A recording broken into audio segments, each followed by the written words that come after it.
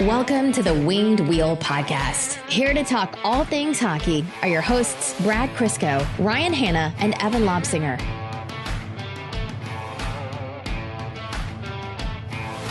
Well, happy Thanksgiving, except, the Lions made it not so happy. I was in such a great mood before that game, and I'm doing my best to shake it off. Thank goodness. I think last episode, actually, I opened talking about how all I have to lean on is the Lions, and now the roles are reversed. So happy Thanksgiving, folks. I hope the Lions didn't ruin your day too much. And, for any Canadian listeners, happy second Thanksgiving. So, well, Evan isn't here.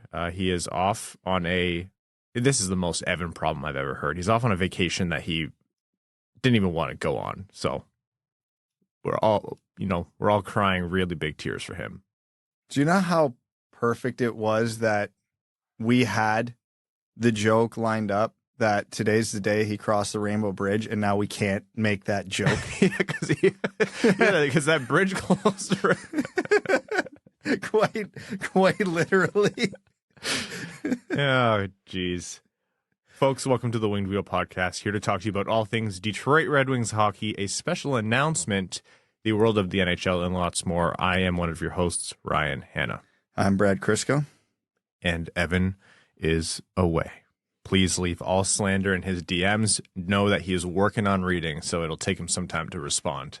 On this episode of the Winged Wheel Podcast, we're going to talk about a really great Red Wings game. I was telling Brad before we recorded, probably one of the best overall efforts they had all year against the New Jersey Devils. Individual storylines from that: Alex Lyon, Robby Fabbri, Lucas Raymond, and more.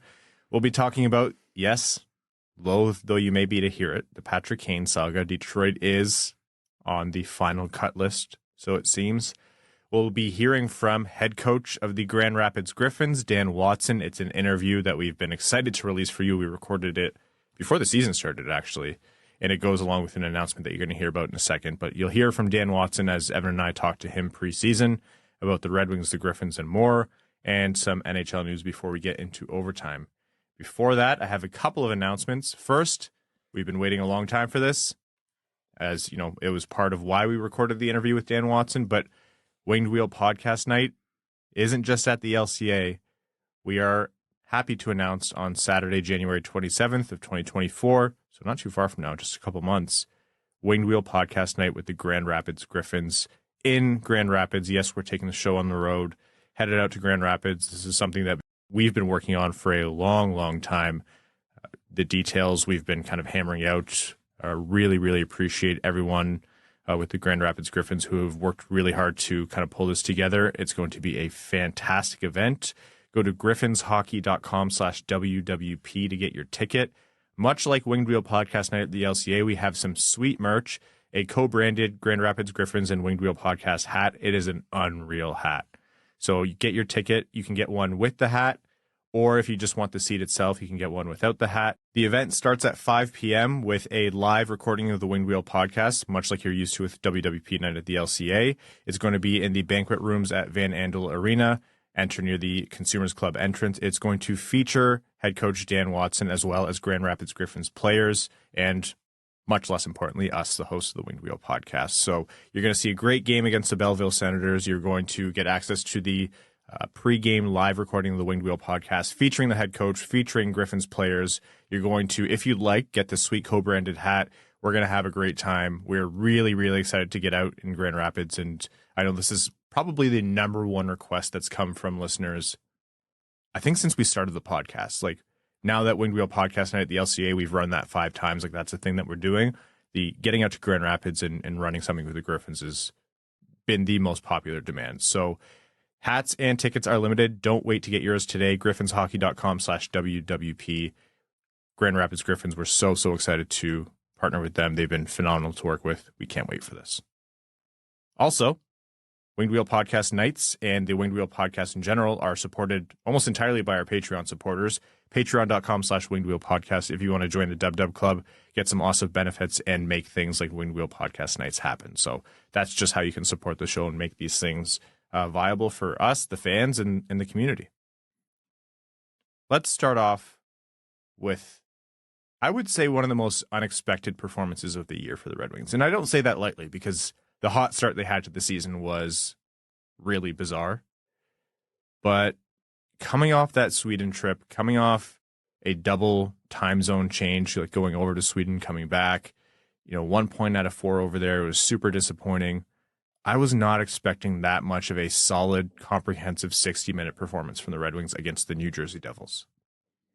Yeah, the jet lag, the rust, the disappointing performances, all the ingredients were there for them to lay a real egg in this one. One thing that I'd be remiss if I didn't point out is it was also an extremely underwhelming performance from the New Jersey Devils. So New Jersey did the Red Wings a huge favor because they did not look like themselves. But we've talked about it in years past where teams would come in and bring their, C game to the Red Wings, and the Red Wings would still somehow walk away with 0 points. So it's super critical when you get a team on an off night, throttle them, beat the brakes off them. Yeah. And the Red Wings did. That game, after that stretch in the first period, wasn't close. New Jersey never felt like they were in it. And, it was one of those games, too, where the Red Wings had the legs early, and you were wondering if that was just a result of, okay, they're excited to get back at it, and then, the jet lag will kick in and it'll taper off, and they never really did. Not that the Red Wings, looked like they were outclassing New Jersey. The Red Wings weren't flawless. It's not like they put up 45 shots on them, but they were sound. They were steady. Mm-hmm. They got a good team on an off night, and they did exactly enough to make that game not feel close. The point you made about New Jersey having an off night, you're absolutely right. 16 shots against, that's a poor performance. Part of that has to do, yes, with the Detroit Red Wings stifling chances. Of course, you have to give credit to that entire team and the defensive play to stifle those chances. But that's not a good performance from New Jersey. Absolutely right to point that out, Brad. But what do we say about the Red Wings if you look at the other side of the coin is you can't expect them to be at their best for 60 minutes night in and night out over an 82-game season. So I really like what you said about when a team comes in and has a stinker or a below-average game against you, you have to capitalize. So it's fair to point out that New Jersey was bad, but capitalizing on it isn't some like luck of the draw. That's never going to happen again. Like, no, you prepare as if the team is going to come out and it's going to be Jack Hughes like he was in the season opener against the Red Wings, but you be ready to pounce when they're having an off night. So the Red Wings did what they needed to do. Alex Lyon pitching a 16-save shutout, which it's going to be one of the more easy shutouts that he'll see in his career. It's one of the first ones. It's going to be one of the more easy ones, but he did what he needed to do there. And Alex Lyon coming in after a poor first game in Sweden from James Reimer, doing solid against Toronto, and then following that up with a shutout after travel in the first game back, that's not nothing. And it wasn't nothing that they decided to start him that game either. No, it's a big statement. Yeah, Husso was mostly back. Reimer was back. Like, all three were an option, and they went with Lyon because of the last handful of games, he was the only one who strung together a solid performance. So if you want to have one of the important things that's probably worth mentioning about not losing a locker room, especially as a relatively new coach like Newsy, you have to reward merit. Mm-hmm. And when players are playing bad and getting a ton of ice time, the players know. If a goalie's running absolutely cold and trotted out there as a starter every night, players notice. Yeah. So for Lyon to have a good game, and then obviously it's not a back-to-back. Obviously, the travel was not great, but all three of them were over in Europe at one point. They rewarded the guy who had the best performance, and it paid off. 16 saves is not a ton, but you can only stop the pucks directed at you, and he got all of them, so you couldn't ask anything more of him. And it does now create a very interesting dynamic going forward where for the rest of the year, up to this point, I should say, there was a very clear pecking order. It was Husso, then Reimer, then Lyon. One more good game out of Lyon could flip this whole thing on its head. So it's already mashed potatoes for me at this point. Like, Edmonton is looking at this. Absolutely. They're looking at every goalie. Like, if you walk past Ken Holland with goalie pads slung over your shoulder, he's going to consider it. But Edmonton's looking at this, and Red Wings fans, you're right, Brad. Like, this is already going to be an interesting goalie situation. Edmonton could have any goalie not currently in Edmonton. They could even have a Jack Campbell. That was so ridiculous when I read that. That was the dumbest quote. The worst part is I believe the quote. Like, I'm not, I forget who it was, if it was Chris Johnston saying, I believe Chris Johnston. This is real information. I can't believe that's a thought that even crossed the Oilers' mind. My God. The thought is Edmonton are looking at all possibilities, which is even internal, and maybe they go back to Jack Campbell. And hey, I preach, we'll get into this after, but I preach goalies are voodoo and goalies lose and refine their game all the time. But on short notice, when you need it to happen, that's like, it doesn't quite work that way.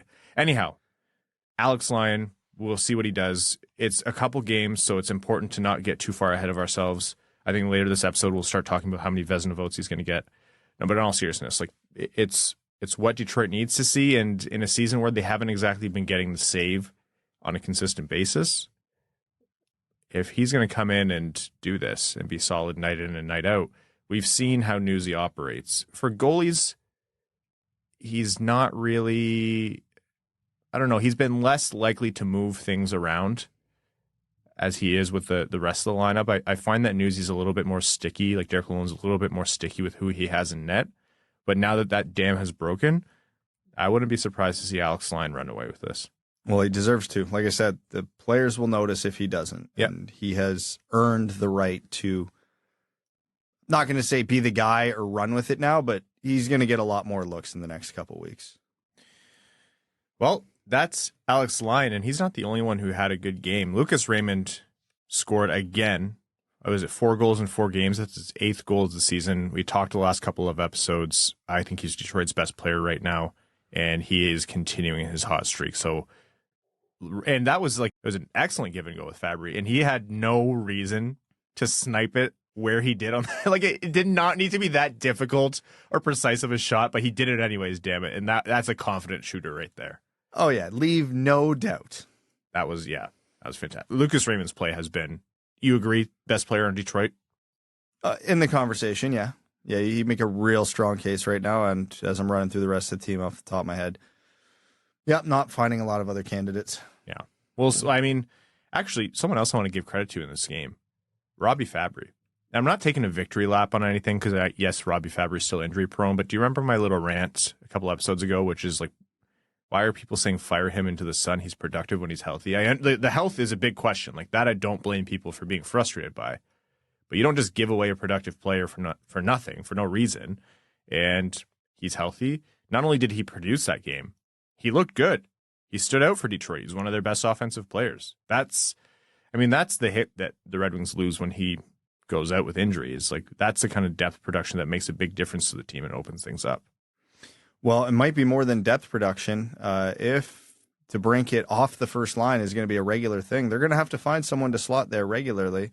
I do like the Red Wings going with this 11-7 idea, though, while chemistry is an issue, because it gives you a lot of options to find it. Mm-hmm. And maybe Fabbri's the answer there, because, if you have DeBrincat on the second line, I don't love this idea, but if you are going to do it, well, you need someone who can keep up with Larkin and Raymond, and they're going to have to find someone to play opposite Alex DeBrincat who can get him the puck, which we'll have a conversation about shortly. Because, well, maybe, but it's good to see someone step up in that situation. The 11-7, it's not great that DeBrincat has to be moved off the first line. I do think Detroit's best case scenario here is that they find a way to get that top line, whatever configuration, firing again. But 11-7 seems to be working for Detroit. And as long as they lack a rhythm, I'm much happier having them go 11-7 and cycling through, because it makes sense. Injury is going to dictate a lot of that, though. What did you think of the line combinations? Let's talk about that. I didn't mind them. They looked all right in the game, but with the 11-7, there were so many combinations that it was hard to get a good feel for any one of the projected lines going into the game because they didn't get a lot of run together. Yeah. It was listed as Larkin, Raymond, and Veleno, and yet there's Fabbri and Raymond on a 2-on-1 in the first period to create the first goal. It looked good to me. Again, I don't think they were blowing the doors off the Devils and just generating a million chances. They were the better team, and they did generate a bunch, and it was a good game. But I don't think there was a lot of conclusions to draw from it. Outside of that minute and a half stretch, they only scored 1 goal the rest of the game. Yeah. In a minute 12, they scored 3 goals. That was an insane stretch. Oh, yeah. But the overall picture is it was good. Mm-hmm. I'm not going to be, banging the table here to change what they did. But this definitely needs a longer look and a tougher test with obviously a couple likely coming up. The other goal, so it was Raymond, Larkin right after, which was good because Larkin had been on some kind of dry spell. Very obviously, as Larkin usually is, playing hurt. This is about the time of year where Larkin is banged up in some way and is playing through it. So he was his first goal in about 6 games, I believe. So good for him to break through. Him and DeBrincat connected on that one. And then the third of the rapid-fire goals was Robby Fabbri from Sprong and Veleno. In the second period, Moritz Seider got a shot through that looked like it took a deflection off a couple people, but it ended up being a New Jersey Devil stick. So Seider's point shot went in for his second goal from Sprong and Wallman. So that's 2 points for Sprong in this game as well. And yeah, it was 4-0 overall for Detroit. Lyon did what he needed to do. Like you said, Brad, they weren't perfect, and we'll talk about that in a second. But, you make sure a bad team, or a team having a bad game, I should say, is continuing to play bad. And you convert when you need to convert, and your defense steps up, and your goalie makes the saves he needs to make. That's the stuff you love to see from Detroit. And you don't want to call it a scheduled loss, but if anyone saw Detroit fall to New Jersey coming back from Sweden, they would not have been surprised. So that's a good, break the narrative win for Detroit. You got to do what you got to do, and sometimes the best way to do that is just keep it simple. And that was the vibe I was getting that game. The only thing I want to talk about that game, they did get a power play goal in the waning seconds of a power play. That was Mo Seider's shot. A shot that, let's be honest, shouldn't have gone in. No. So they went 1 for 4. If any power play is running 1 for 4 in general over the course of a season, they're pretty happy with it. The rest of the power plays, it still looks off. Like they're 3 for 40 something over the last stretch here. Like the power play looks like a shell of its former self. It's the same power play, but that's the problem. Other teams know it. They defend it, and the Red Wings do nothing to adjust to it. How many times did we see in this game alone, it felt like Alex DeBrincat with the puck low on the left side, looking for Larkin in the slot? It was there a lot, and was that option there? Never. Not once. It was easily defended. Mm-hmm. Then the puck would go up to the point.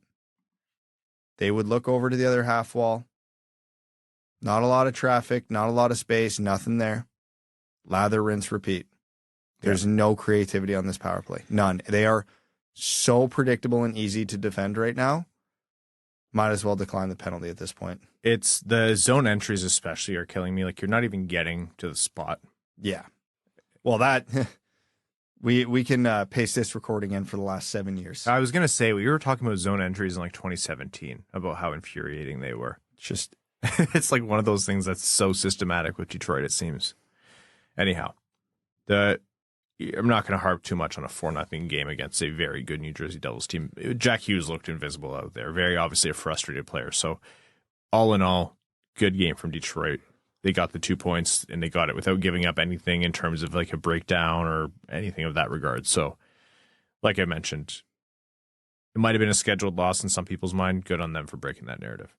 Up next, the Red Wings have a tough game in Boston on Friday. It's an afternoon matinee, 1 p.m. game, and then 26th, this Sunday, 1 p.m. game at home against the Minnesota Wild, and at which point we'll be back with you Sunday evening.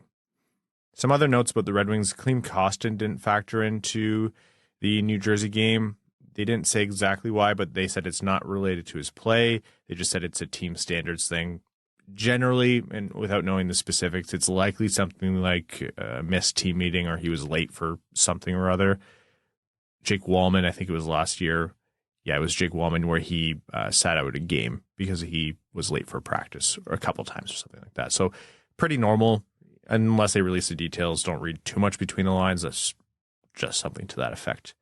It's not as mysterious as Corey Perry, just being... Yeah, I was going to say, does Klim know where Corey is? Yeah, no kidding.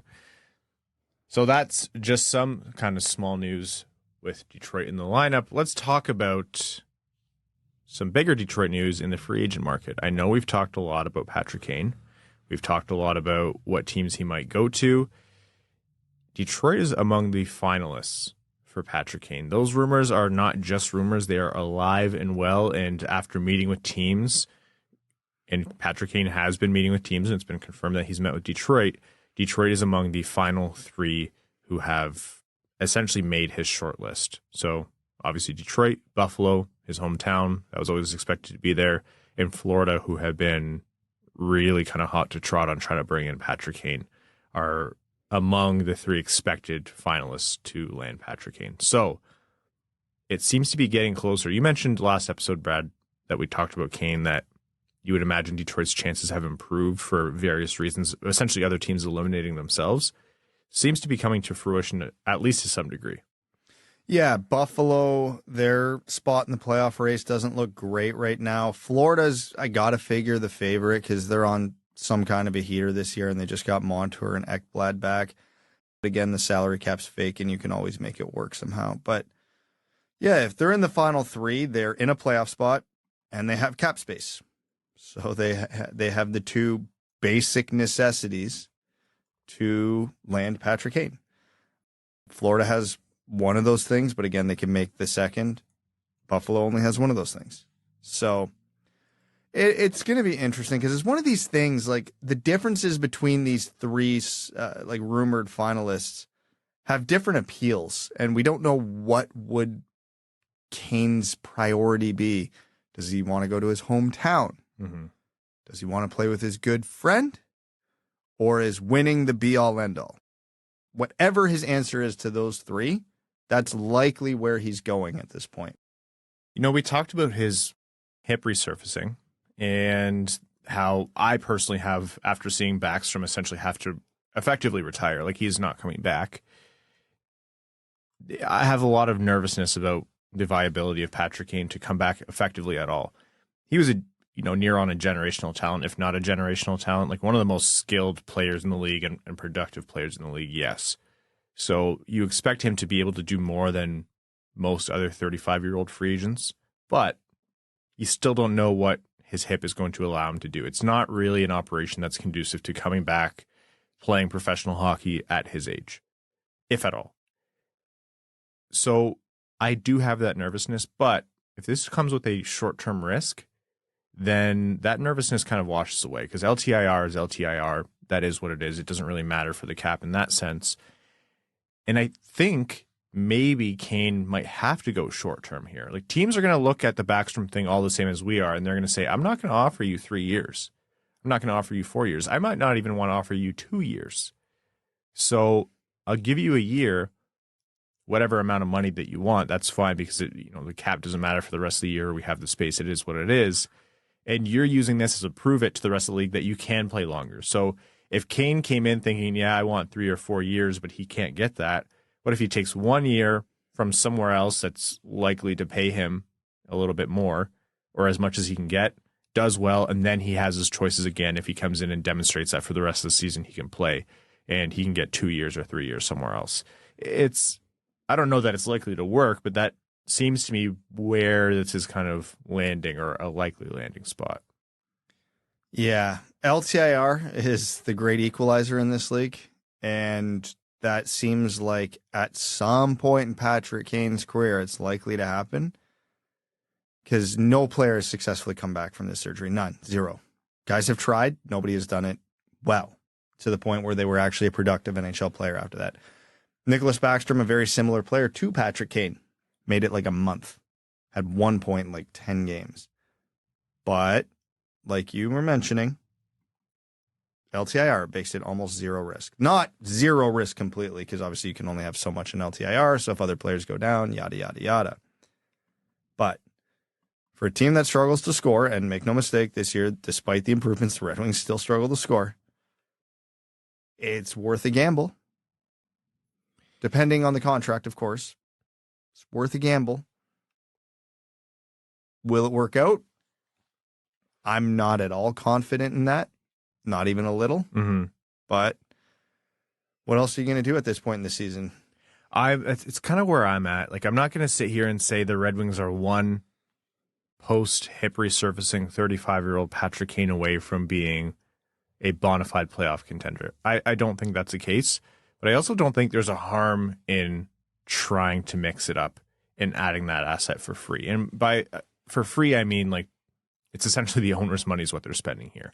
Yep. The cap isn't really a consideration for the rest of the season to the degree where you have to be concerned about Patrick Kane coming in short term. If he comes in on like a longer or relatively long for this situation, let's say a medium term deal, then I'm wondering what the hell. But that doesn't seem to be the way this is going. So yeah, it's a free asset.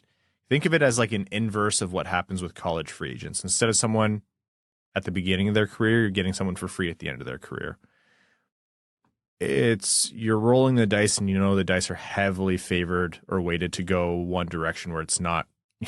It might be snake eyes. Everyone's saying, hey, this is likely to be snake eyes, and anytime someone has rolled these dice, it's been snake eyes. But if it's snake eyes, you don't really lose anything. Yeah, fine.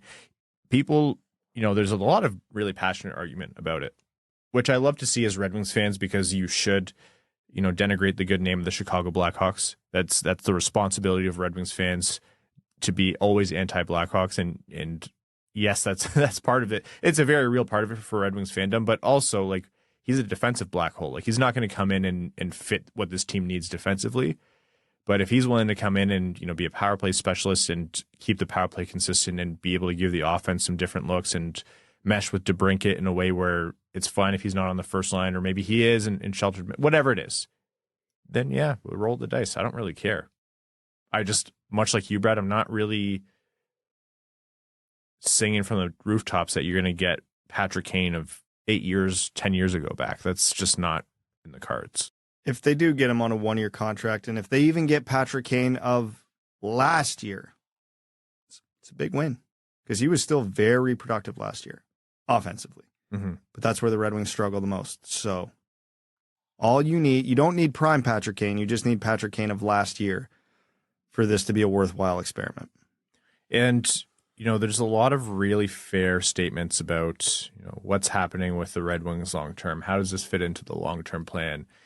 This doesn't solve anything for sustained success. Yep. Correct. Very good points, very fair criticisms. This is just within the scope of, hey, let's see what we can do this season. That's very obviously what Yzerman, Lalonde, and the Red Wings are doing. It's, we have what we have. Let's see what we can do with this. That's the scale and the scope of this conversation. No one's pretending that this solves anything long-term for Detroit. A lot of prospects aren't ready to graduate. Might as well get a playoff round out of it. So the rumor is that he is looking to make a decision early next week. Count on it happening immediately after we record an episode and aren't able to re-record right after that. So I would say probably Wednesday evening of next week is when I'd bank on it, but we'll see how the whole Patrick Kane saga pans out. Okay, that's enough of that. Let's jump into the good stuff. Evan and I spoke to Dan Watson, head coach of the Grand Rapids Griffins. This was a conversation that was recorded in preseason, so it was after training camp, and we talked about Red Wings prospects, Grand Rapids Griffins young players, and what to expect for the season. Obviously, still a really great conversation with a lot of insight. Dan's an awesome guy, and actually had a lot of crossover in the kind of minor hockey that we all played growing up, so it was really, really cool to talk to him. This was something that we've been really kind of waiting to release for you guys. So without further ado, Dan Watson, head coach of the Grand Rapids Griffins. Well, no better way to kick off your first season in the AHL, coaching the Grand Rapids Griffins, than joining the Winged Wheel podcast, some might say. Folks, welcome for the first time to the show, head coach of the Grand Rapids Griffins, an accomplished former head coach of the Toledo Walleye, Dan Watson. Dan, thanks so much for joining us today. Oh, thanks for having me here today. It's my pleasure. So there's a ton of noise around the Grand Rapids Griffins, all for very good reason this season. You were just brought on over the course of the summer to be the brand new head coach of the team. I guess a very simple opening question for you here is, what have your past, 4 or 5 months been like? You know what? It's been two different things. Number one, trying to get to know the players, the prospects, our team, get to know the coaching staff, the equipment staff, the medical staff. There's a lot of new people and new faces around, with one staple, that being Dog. The equipment manager has been here forever, but everyone else is new. So getting to learn that. And then on the flip side of that, in the ECHL, your job is to recruit all summer. And so I had a pretty quiet phone, from July, August on, where the agents weren't calling, players weren't calling. So it was a little bit different in that respect. But again, just a productive summer, getting to know the guys, how they play, where they could fit, and just communication with Derek Lalonde and his staff and with Sean Horkoff. So, just getting to understand and learn how this side of it works. That's awesome. So obviously over the course of the summers when you were hired on as head coach, Sean Horkoff, who's the GM of the Grand Rapids Griffins and assistant GM for the Red Wings, would have been, the one running that process. Can you walk us through a little bit of what it was like to interview for the role? Did you have a sense that you might be a leading candidate for it beforehand? What was that like for you? Well, and it happened, pretty organically in terms of letting them know I would have interest, and I haven't been shy in the past to say, I was staying in Toledo. There was sort of quote unquote unfinished business at times, more for the fact of my family as well to stay there. But this was a job that's circled. I think there's a ton of candidates that would love to be in Grand Rapids. Number one, it's a great city. Detroit, a great organization, obviously an original six. The Grand Rapids Griffins history, Calder Cup champions, Van Andel Arena is beautiful, a great place to play and coach. So it was basically reaching out saying I would have interest. And then as playoffs went along down in Toledo, it got to a point where they needed to sit and talk to me about hockey. And, they knew me as a person. They knew me as a Toledo coach. There was obviously talk to their players that were here and played for me, got their opinions, but they hadn't really sat down to discuss my philosophies on how I like to play, how the culture in Toledo is. So that was the first step. It was a good solid 2 to 3 hour Zoom call, regarding that, which is, it's great to sit down and talk with hockey people. Number one, it really was. It was educational for myself, educational for them. And then I made it to the in-person interview as well. I drove to Detroit, met with Steve, Sean, Dan Cleary, and Chris Draper, and myself in a room, and we talked hockey and spoke for another 2 to 3 hours. It really was in depth. I thought they did a really good job throughout the process. They were thorough. It took a little bit of time, and just being patient was the key. But overall, I really enjoyed how the entire process worked. Yeah, one question I had for you was sort of, managing player expectations coming into your first year as a Grand Rapids coach. You've got guys who've played there, we'll call it almost their entire career. And then you've got guys like Simon Edvinsson, Sebastian Cossa, who are guys who are looking to eventually make the step to the NHL. Have you kind of figured out how you're going to manage some of the personnel in that sense so far? Yeah, I think everyone's got their own development path. How quickly that happens, that's going to be on us as a staff, but also on them and taking ownership of that development too. They've got to be involved and they have to be invested in it. You look at Simon Edvinsson and for me, he's knocking on the door. He's right there. A guy like Sebastian Cossa, he's still learning how to become, that every single day pro. And he is learning that. There's no question about it. I've seen his growth from day one in the organization until now where we are. And he's grown leaps and bounds. So everyone has a different development path. Now the way to handle that is making sure they're not getting too far ahead of themselves, not looking too far into the future. I think for them, it's focusing on the next day, on that day in particular, worrying about that specific day and don't get caught up in things they can't control. Control what they can. That's their attitude, their work ethic, how they respond to certain situations. And that'll propel them to where they want to get to and ultimately where the organization hopes they can get to. I was going to say, I know you mentioned, agents do a lot of recruiting at the ECHL level. Just wondering what other differences you noticed making the step up to the AHL. Well, I think there's a ton of information that you have available to you at this level. A lot of analytics, a lot of different types of software that you kind of, as a coach, have to dive through and see what type of information you want to use yourself, what information you want to give to the players.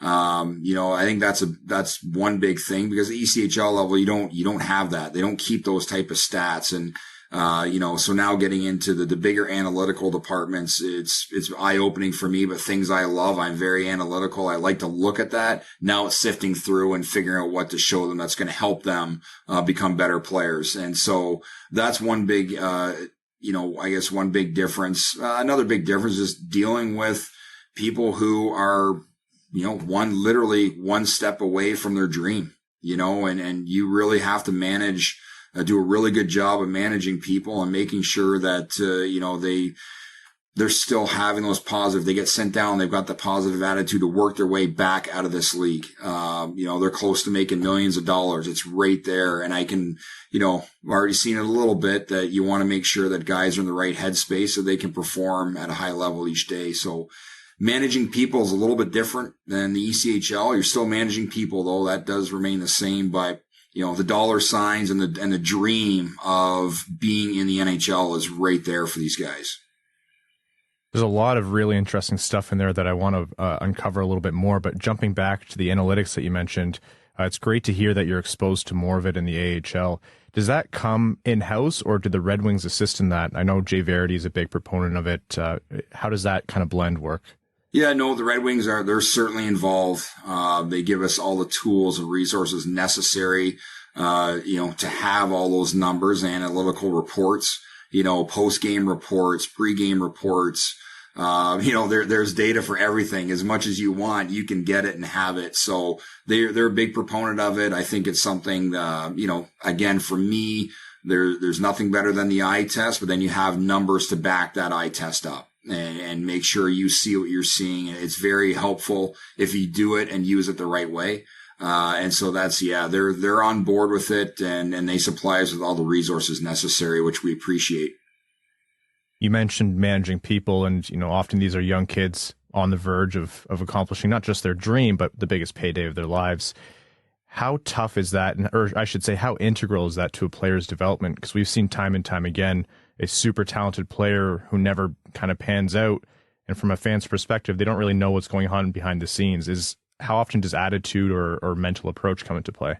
Well, I think that's, honestly, it's the biggest thing in the game right now is the mental side of the game, not necessarily the physical side. If you look at the prospect pool, there's a ton of guys with skills. There's a ton of guys right now who are in the best shape of their lives. But now the mental side of it, there's disappointment at times. There's going to be highs. There's going to be lows. It's how you manage those highs and lows, how to deal with pressure. There's ways to develop mental toughness, and I think there's you really have to make sure that everything is great away from the arena, away from the rink, away from hockey. So when they step into their workplace, they've got a clear mind. They know what's expected. They can just go do their work. So that's a big proponent of myself, our staff, especially, is we making sure these guys, they have clarity, when they walk inside the arena every day. Dan, there's a commonly held belief in hockey circles that a successful AHL team isn't always stacked with the best future NHL stars, but rather AHL veterans who know how to play the AHL game. One, do you subscribe to that theory? And two, how do you balance a team so chock full of up-and-coming hopeful Red Wing stars with getting the Grand Rapids Griffins back on track? Well, for me personally, and I had the same belief down in Toledo, it's the right veterans. It's the guys who still want to get better. It's the guys who show up every single day, put the work in. They're consummate pros. They do know the league, so they can help the young guys navigate through, the dog days of the schedule, some of the nuances that happen with the schedule. I think, Sean did a really good job of bringing in quality people and quality players that can help these young guys progress. Those older guys, those veteran guys that have been through it, know the league. I've talked to them all. They still want to improve themselves and their game. And that's what excites me. We don't have anybody sitting here that's saying, I'm comfortable being in Grand Rapids. This is where I want to be. I'm just here to play hockey. Everyone that I've talked to right now, they're invested in this team. They're invested in this city, this organization as well. And they want to help, and they're here to get better, and they're here to help as well. And I think that's the biggest part. Find the right veteran guys to mix in with the young guys to show them what hard work looks like, how hard it is to make it to the NHL, but these guys want to get back there too. So given the composition of the team this year and the season opener is this Friday, what sort of expectations do you have for the guys and for the team? And I guess also for yourself as the first-time head coach for Grand Rapids? Well, I think obviously for me and the team, our biggest thing is to become a team as quickly as we possibly can. You go through the Traverse City, you go through Detroit, they have training camps there. They're intermixed with the NHL guys right away. Our players haven't been all on one team up until this week. And so really these 4 days of practices leading into game one, it's been integral to try and get this team together, gelling as a big group here. Another goal is we want to make sure we're competitive every single game, whether it's at home, on the road. We want to outwork teams, and that's going to have to show on the ice. And they're doing it right now in practice. And then the final goal early on here is to make playoffs. And as everyone can see, it doesn't matter what seed you are, you just need to get in. And I believe the group here, that's what we should be striving for, is to make sure that we're playing important games down the stretch. We're playing important games late April into May. Those are kind of the expectations we have right now behind closed doors. You mentioned Sebastian Cossa earlier in his development path compared to the likes of maybe Simon Edvinsson, who's, right there on the cusp of making the Red Wings. You watched Sebastian's very unique development path start off last year in Toledo and end on a really high. And obviously you were working with him in camp. What do you think is the most important thing for him to work on this year, and where do you see his next steps being? Well, I think for him, it's the next step. Guys are better. He's facing better players. Again, I think it's that day-to-day competitive work ethic. I think it's got to be consistent on a daily basis, and that's just going to continue to help him get better. Obviously we've got a great guy in Michael Hutchinson who's seen it all, so he can help him navigate that path.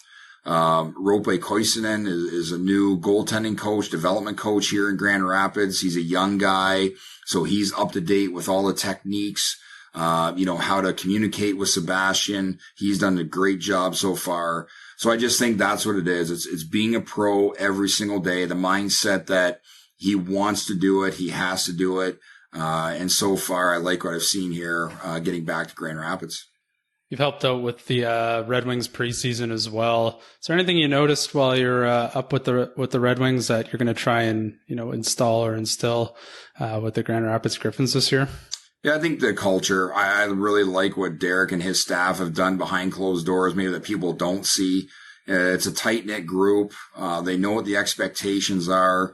They understand why they're there in Detroit, what needs to be done in order to get back to the success that they've had in the past. And it's something we're going to instill here. You look back to those really great teams, late 90s into the 2000s. And if you watch those games, you watch any documentaries, they were a tight knit group.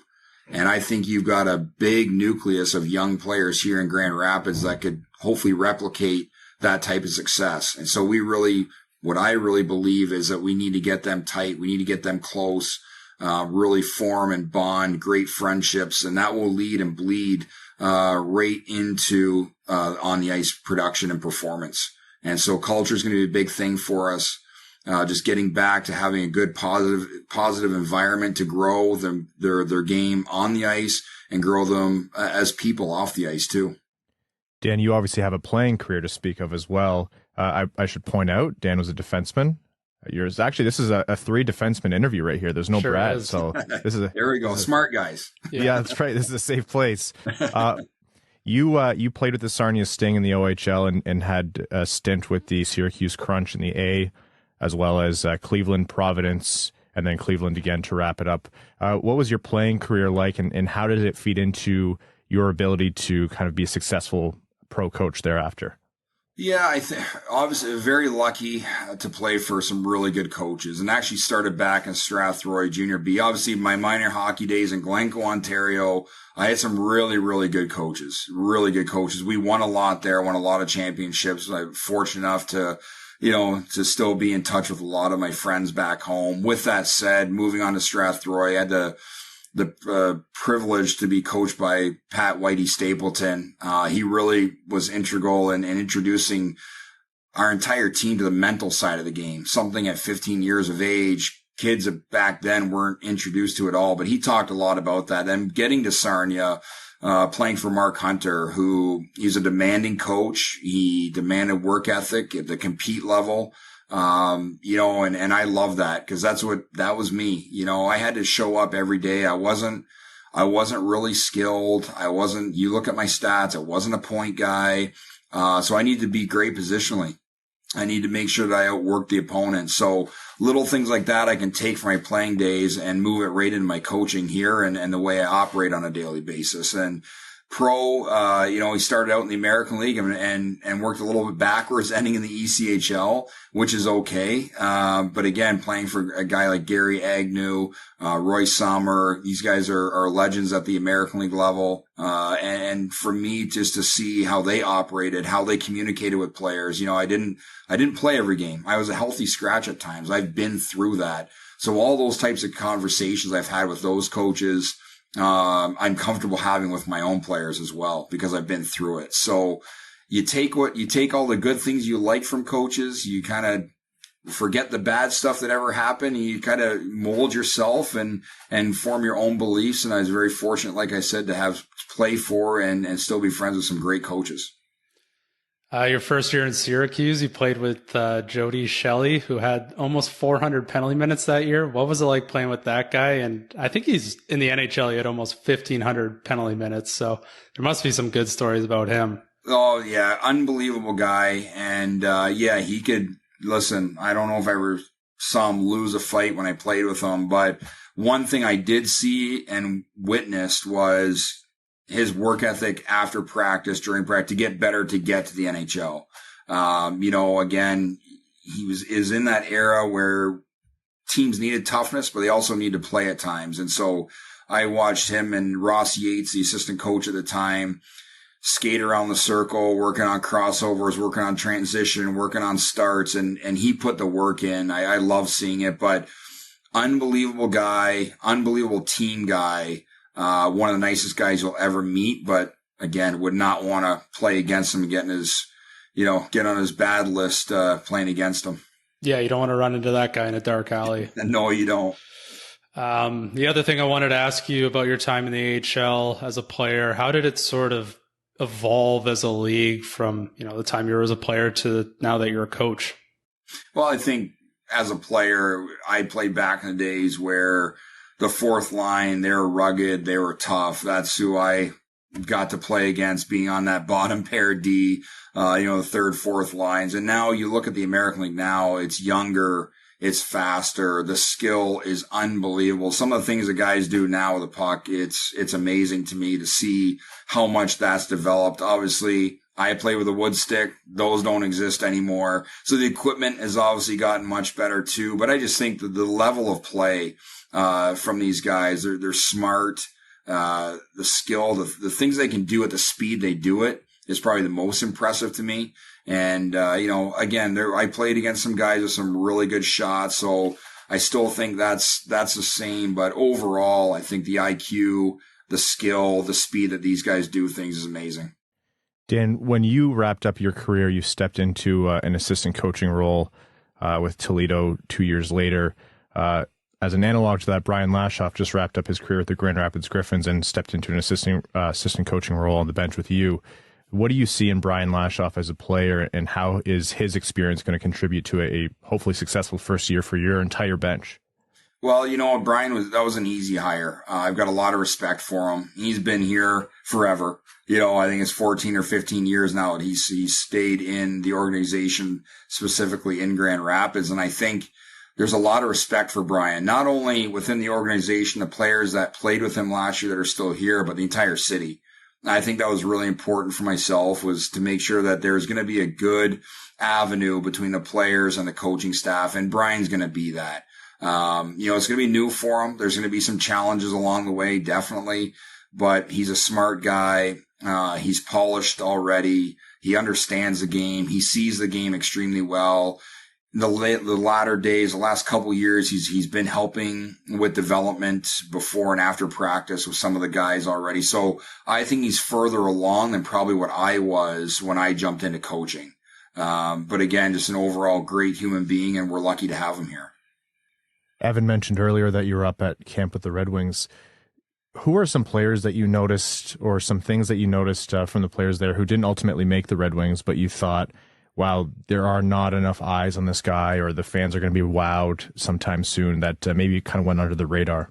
Well, I think some of the younger guys, I mean, you look at Amadeus Lombardi, for instance, he's going to need some seasoning here at the American League level, but what he can do with the puck, the plays that he can make, the speed that he can make them with, like, he's a guy that if he continues to develop the right way, he might be an really exciting player to watch. And there's other guys too that kind of fall under the radar. Albert Johansson, very steady, very calming influence back there. He's got a lot of poise to his game. I think those two guys right there, maybe get overlooked at times, or Albert for sure maybe isn't a highlight reel guy, but he does things the right way. Now, Amadeus is a flip side of that. Again, he makes plays. People are going to cheer. People are going to get out of their seats because they're exciting plays. But again, he just has to make sure that we're doing this the right way here, and he develops the right way so that he can make an impact when he gets up to Detroit. All right, Dan. Well, we appreciate all your time, but we're not going to let you go quite yet because as we chatted about before we hit record here, we have a special announcement for the listeners. Saturday, January 27th, the Winged Wheel podcast is going to Grand Rapids, our first ever Winged Wheel podcast night at Van Andel.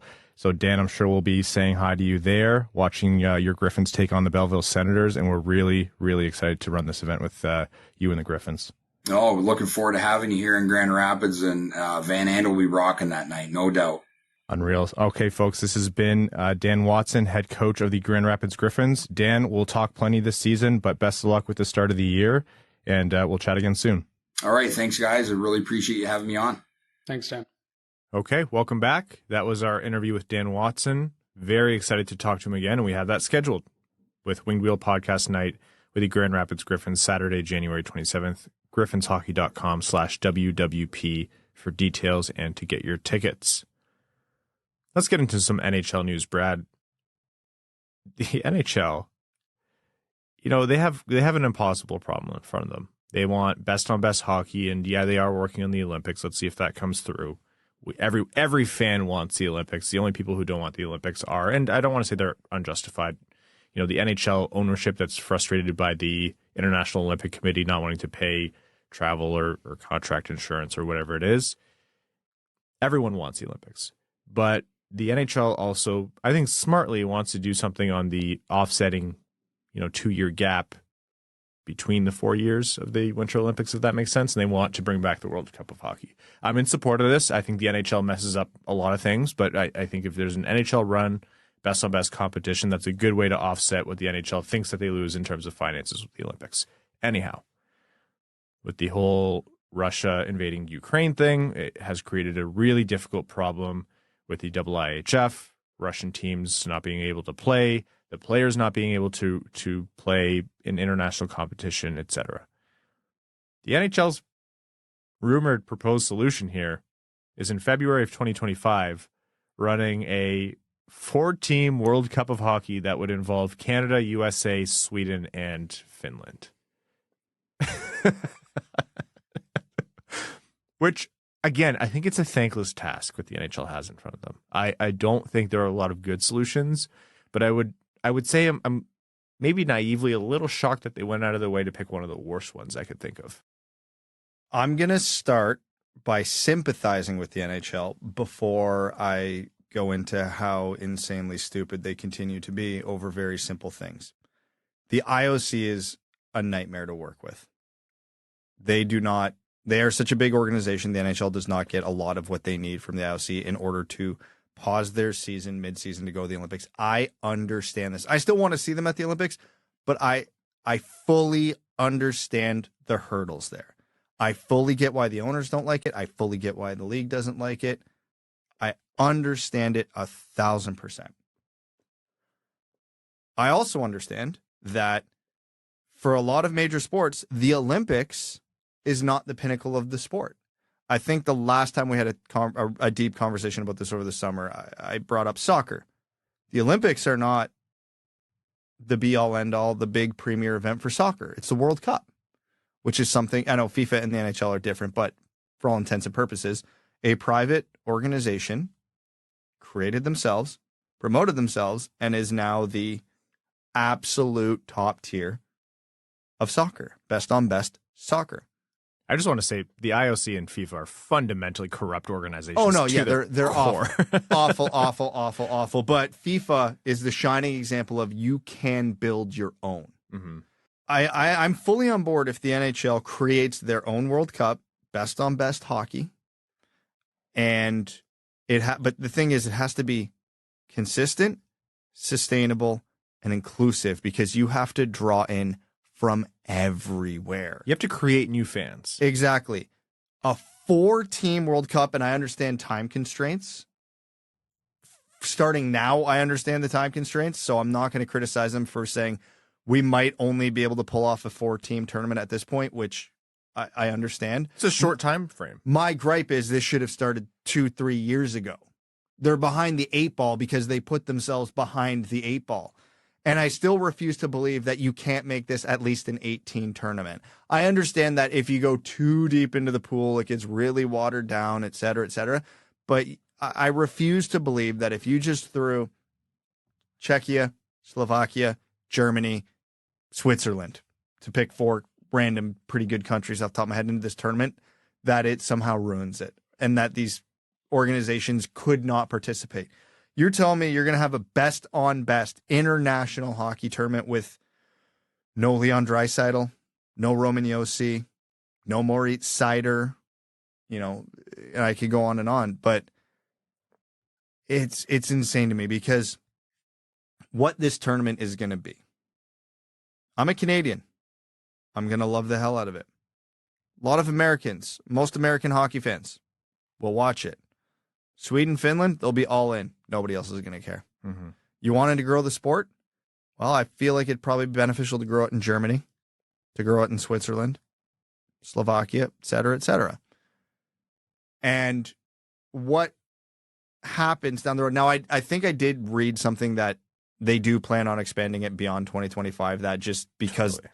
So before anybody comes at me, I understand that this is a 1 tournament problem as it's arranged right now, but I still think it's a mistake. What has to ultimately happen if the NHL wants to get the Olympics and have the World Cup be their premium event? It has to be consistent every damn 2, 3, 4 years, whatever they want their timeline to be. Like clockwork, it has to run. And it has to include, and I know a lot of people will argue this point because of hockey's not soccer and the talent gets watered down way quicker than it does in soccer, but it has to include as many teams as friggin' possible. As reasonably possible. Is Denmark ever going to beat Canada? Probably not often, but the one time it happens, it's going to be a real damn big story. Every Canadian fan will tell you about the game where they sweat through everything in 2016 because the Latvian goaltending was just a brick wall. I understand these teams get shelled, but it's kind of the beauty of international competition for the Denmarks, the Latvias. Norway might pull off a game where they come in and they shock a team, even if it's like a tie, like Italy when they host the Olympics and they get a tie. Like that kind of stuff it's huge. Watch how these countries celebrate after. Exactly. The fact I know who Kristers Gudlevskis is a testament to that 2016 game against Latvia or whatever year it was. Moments are what make fans.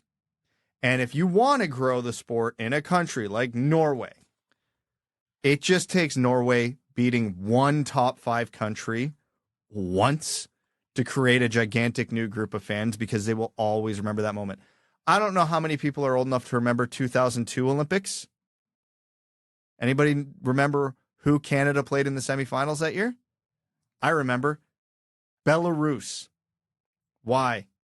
The massive upset of Sweden in the quarterfinals. Yeah. I remember that puck hitting, who was it, Tommy Soderstrom in the head, bouncing in the air, landing in the net to give Belarus the win. Also, apologies, I got my years wrong. It was the 2014 Olympics. 2014, it wasn't yeah. 2016, yeah. Even further to the point, because that was 9 years ago. I'm referencing an upset from 21 years ago. Yeah. It's moments.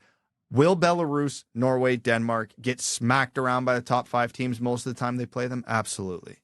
But you know what? Those countries aren't going to complain about it because they're happy to be there. They'd rather be included and lose 80% of their games substantially just to be there and have that moment. One other thing on this is I agree. It's not good for best on best hockey to be missing one of the top hockey countries in the world in Russia. Like, absolutely. I'm not even talking about that because that's their own hole they dug. Nobody feels bad for them. Well, but there's there's a very actually good argument about some Russian players who have actually disavowed the war in Ukraine and are very obviously anti-war, and it's a shame that they can't be in there.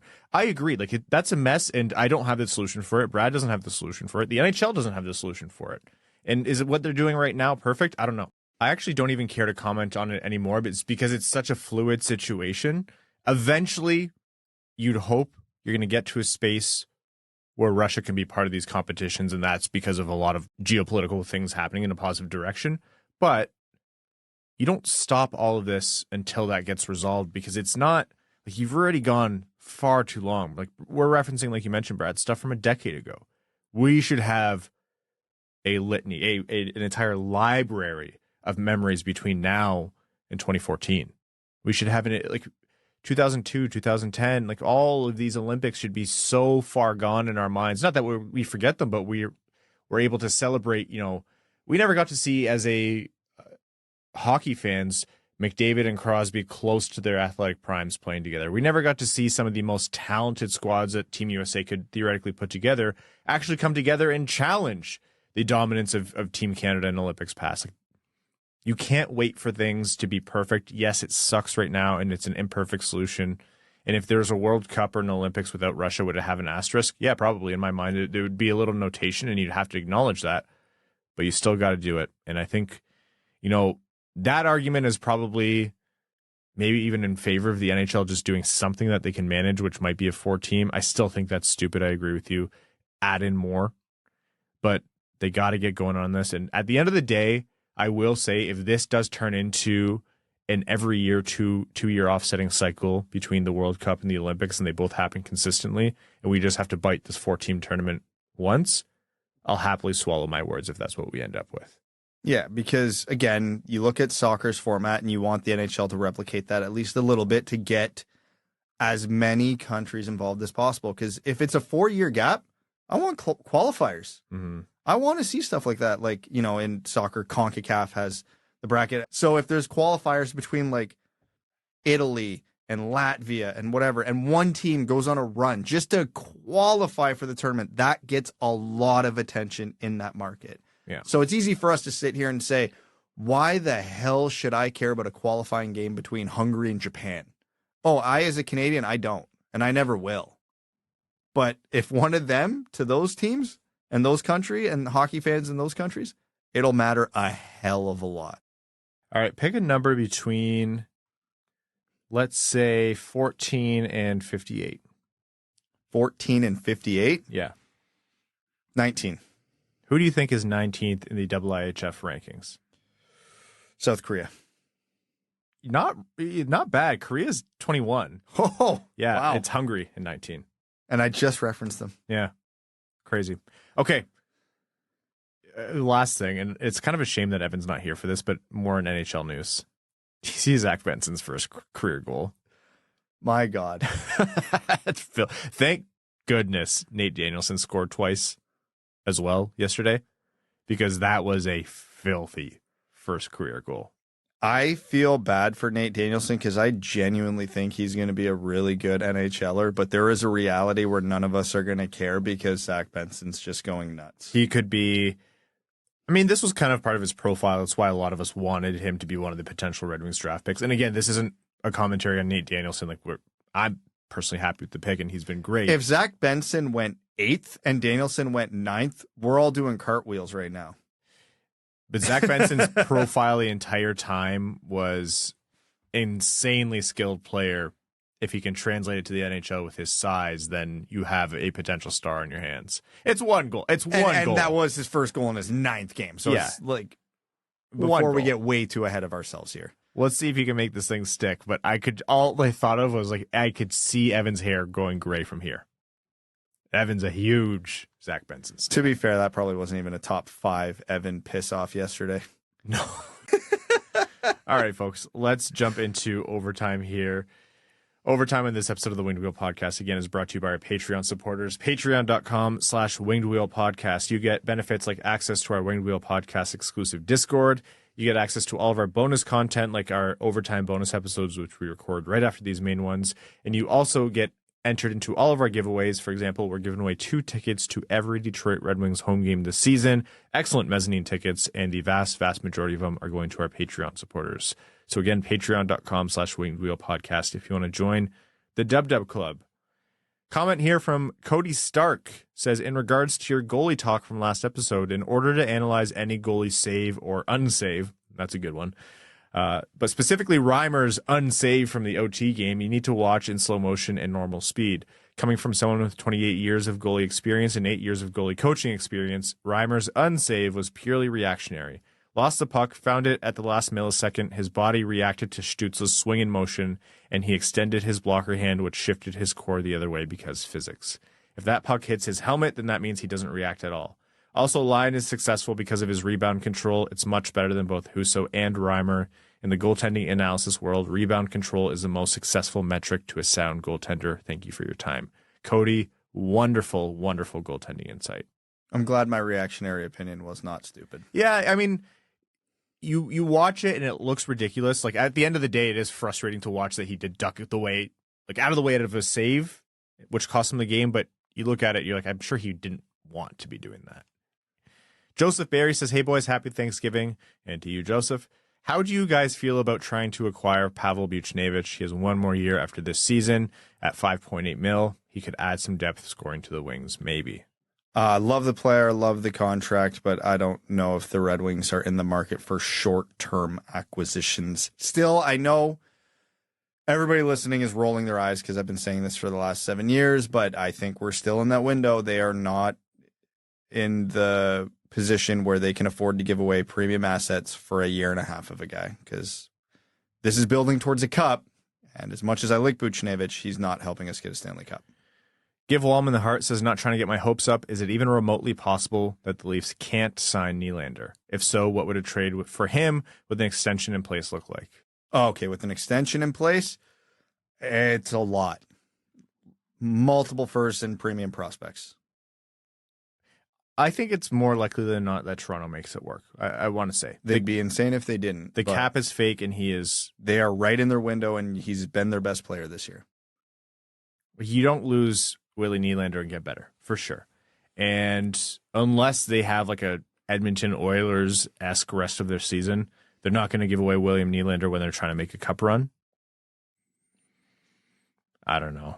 I think they're going to find a way to make it work. It's not impossible, but I think it's more likely than not. And again, the key point there being they're not trading him away even if they don't get a contract done, because they're trying to win a Stanley Cup this season. So the Red Wings would be in a much better position to simply just try and pay him $1 billion in the offseason without having to give up the multiple first-round picks and prospects. Yeah. Beer League Chicken Daddy says, now that Lions brought more options to goaltending, what prospects from Edmonton are worth chasing? Also, anyone from Calgary outside of Lindholm would you call on? Well, I would say Xavier Bourgault from Edmonton, but the Red Wings don't have a goaltender that's worth any of their premium prospects, so I don't know. You're probably just hoping for a mid-round pick that's closer to a 3 than a 6. Yeah. Wallstedt is a 4-letter word, says, I didn't hear it come up last episode, but can someone please explain to me why Larkin went to the bench for a new stick with seconds left in OT against Ottawa? I don't see how letting them play the last 7 seconds 3-on-2 isn't a bigger conversation than Reimer maybe ducking / maybe trying to get his arm up. I actually haven't had a chance to go see that specifically when Larkin went to the bench, so I can't tell you the second-by-second breakdown, but I can say in 3-on-3 overtime, a man without a stick is a pylon. Like, it's very hard to make a difference with that much open space. Now, this thought would never go through a player's mind, but if with that little time on the clock, Larkin's almost literal only and best option to not be useless out there would be probably play without a stick and just shadow someone, and if they get the puck, bear tackle them. Yeah. Like, take the penalty because a 2-second power play, who cares? Just straight up Goldberg the guy. Yeah, like find a way where it's not going to like induce a penalty shot, like nothing of that regard, but yeah, literal bear hug. Take the penalty with a couple seconds left, who cares? Yeah. But no, but like no player in their right mind is ever going to be thinking that in the moment. No, That's one of those ones going, when you reflect and go, yeah, really, what the hell could he do? And then you start running, okay, well, going to the stick, getting the stick at the bench, well, that's not going to work. All right, playing 3-on-3 without a stick, that's not going to work. And now you're on the third option of, screw it, chaos. C-Nods says, who's been your top overperformer to this point and top underperformer on the Red Wings? Overperformer and underperformer. Overperformer, Kasper has to be in the conversation. We expected a lot from him, but I think in general, I'm pretty impressed with his output. He's been about what I expected. He definitely leans towards the overperformer side. Who else would be there? It's too small of a sample size for Lyon. I think Raymond's been good, but this is what you wanted to see from Raymond. Larkin and DeBrincat went from overperformers to underperformers, which means they're probably balancing at adequate performers. Yep. Veleno maybe, but even that is 8 points isn't like crazy. Underperformer? Oh, I got a lot there. Overperformer, Compher. Yeah. He's been better than I thought he would be. You know what? It's funny that you say that. What you said about Kasper, I expected this from Compher. Yeah, I think Andrew Kopp shifted what I expected from Compher, so that this is probably what he should be, but I was honestly more expecting of what Andrew Kopp is than what we've got out of Compher. So in my mind, that's a win.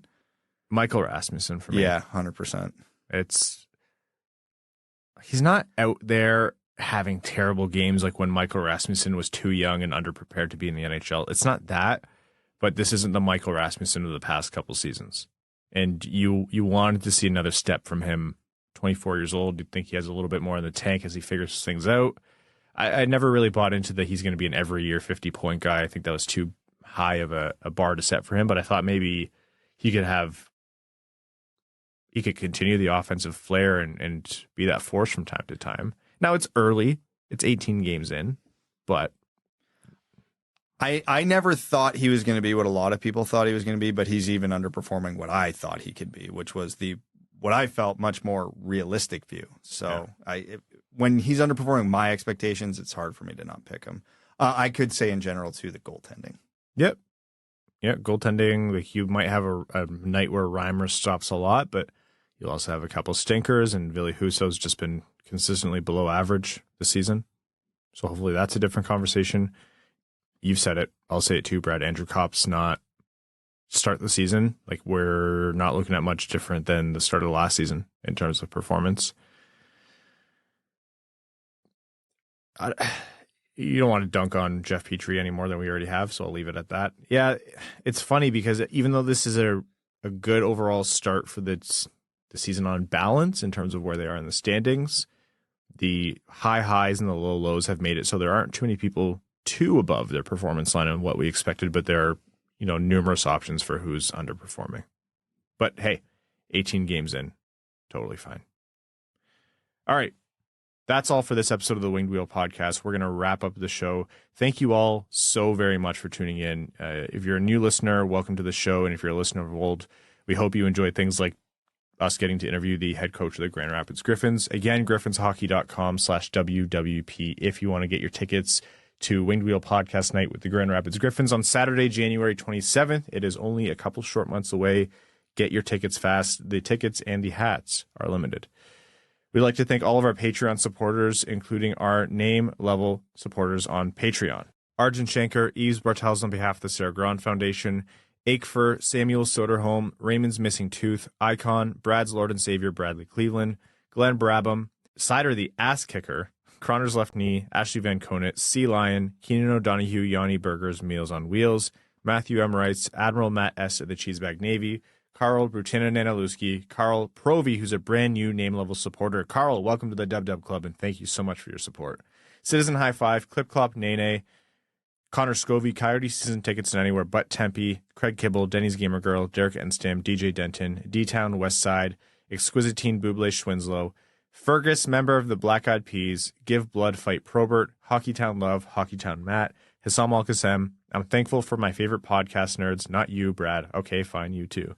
Jay Gollum, Jacob Turner, Joel Miranda, Kalen Wood, King Tone, Marcus, Marlon Winchester, Matt K. Cannon Fodder to the Cheesebag Army, Matt McKay, Mike Ledland, R.A., Red 3, Ryan Hubbard, Scott Martin, Scree and Lube, That's What I Appreciates About You, Wallman's Elite Dancing D, Iserplan Stan, General Andy Bohan of the Cheesebag Army, Sam Bankson, Adam Rose, Andrew Broderick, Axels, Sandy Palika, Big Cheese, Brad Simmons, Brian Vasha, Chuck Buffchest, the Charpless Goon, Commander Ben Barron of the Cheesebag Space Force, Connor Leighton, Corey Prida, Darren Fick, D-Boss Snip Show, Dungeon Master of Puppets, Frank Stanley, Ferk Houston, NHL to Portland, baby, Gene Sullivan, Griffey Boy, James Laporte, James Pridemore, Jeremiah Dobo, JM Rhapsody, John Evans Derogatory, John Engels, Josh Yelton, Kevin McCracken, Quaz, Linda Hull, Maximilian, Melissa Erickson, Norris Seider, Ophelia, Playing Hockey for Swedish Meatballs, Steven, the Hodag, the Mexinadian, the Hat 123, Winging It in San Diego, formerly AA Ron, and your second favorite patron. Thank you all so very much. We'll be talking to you Sunday night. Thanks for tuning in to the Winged Wheel Podcast. Be sure to check out wingedwheelpodcast.com, where you can subscribe to the show on iTunes, Spotify, or wherever you get your podcasts. You'll also find links to other ways to support the show, such as Patreon, official podcast apparel, and more. And don't forget to follow the show on Twitter at Winged Wheel Pod. And of course, the hosts at Brad Crisco, at Ryan Hanna WWP, and at Hockeytown Evan.